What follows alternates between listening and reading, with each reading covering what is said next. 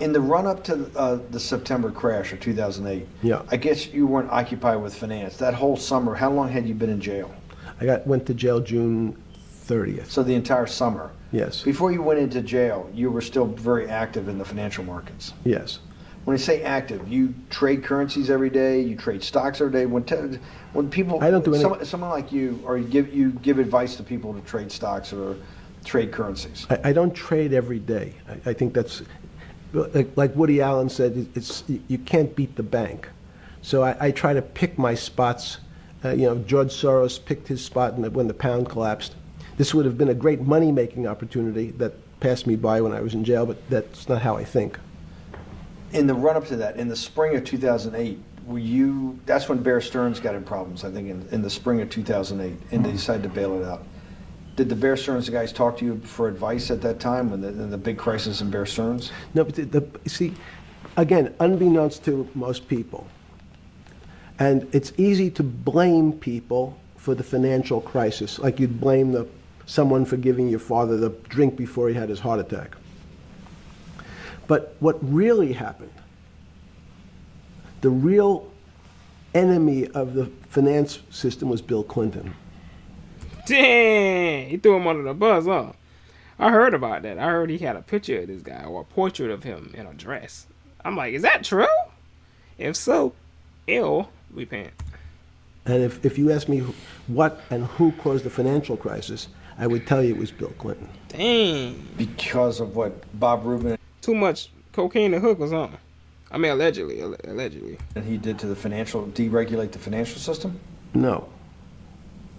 Because as of the last time we had our 60-minute interview, you talked to me about home ownership. And you asked me whether everyone should own a home. And I told you, no, it's too risky. Yeah, you So can't. the financial collapse of 2008 is because of hardworking African Americans, Hispanics, and whites who wanted to have a ownership stake in the society that all rests on their shoulders. They're the culprits. No, not at all. Okay, then I didn't say they were the culprits. I was pretty clear it was Bill Clinton. Why was it Bill Clinton? Yeah, why? Because Bill Clinton wanted to get votes from those people.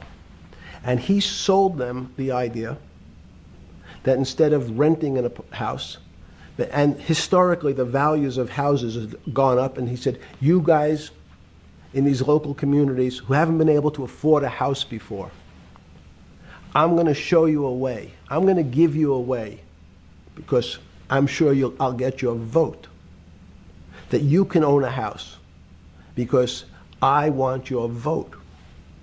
So what we're going to do is I'm going to let you buy a house, Mr. Bannon, when you really, you're right on the border, maybe, or not even on the border. Your credit is not good. Okay, let's be honest. And it's not my fault, it's not Bill Clinton's fault, but if whatever happens, at the moment your credit score or whatever it is, your credit's not good. You do need that. You do need that. Now, normally, you come to me and want to borrow money, I'm a bank, and I say, I'm sorry, Mr. Bannon, I can't lend you money Nothing I could do for you. because your credit score It's is not trash. up to where it needs to be. Hopefully, if you work harder and clean up some of your problems, it will be. Windex.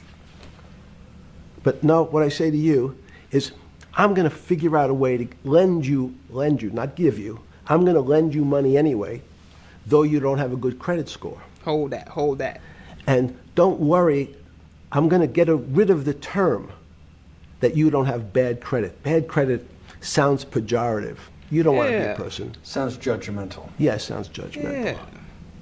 So what we're going to do is we're going to call your credit situation subprime. I call that pocket positivity.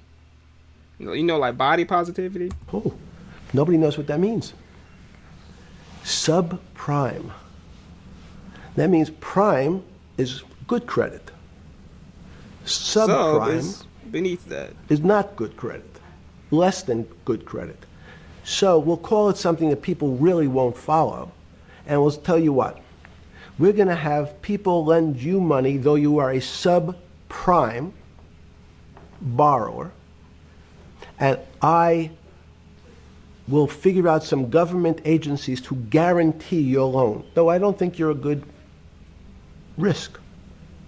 So the banks say, no, no, no, we don't want, initially, the bank said, sorry, this. Wait, so they gave a bunch of people money.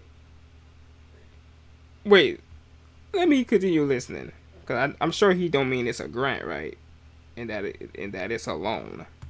If it's a grant, is too risky, Mr. President, for us. We're in the business of managing risk. It's not our money. It's the hard-working people's money sitting in our bank. We can't lend to people whose credit is not prime. You're asking us to lend to people who are subprime. And he says, here's the key, if you don't, Mr. Bannon, I'm going to make sure the Justice Department charges you with discriminatory lending because you refuse to lend to my subprimers. wow. In business terms, you should never lend to. But what we'll do is I'm going to form an agency called Fannie Mae and Ginnie Mae, just another agency names. They'll guarantee your loan. So don't worry. Don't worry. You don't have to pay it back anymore. Even though and maybe you don't even have to work as hard anymore. That's probably a harsh statement, but these players, these two big firms, Fannie Mae, will guarantee the fact that that bank will receive its money. Now, the bank says, wow, best deal in history.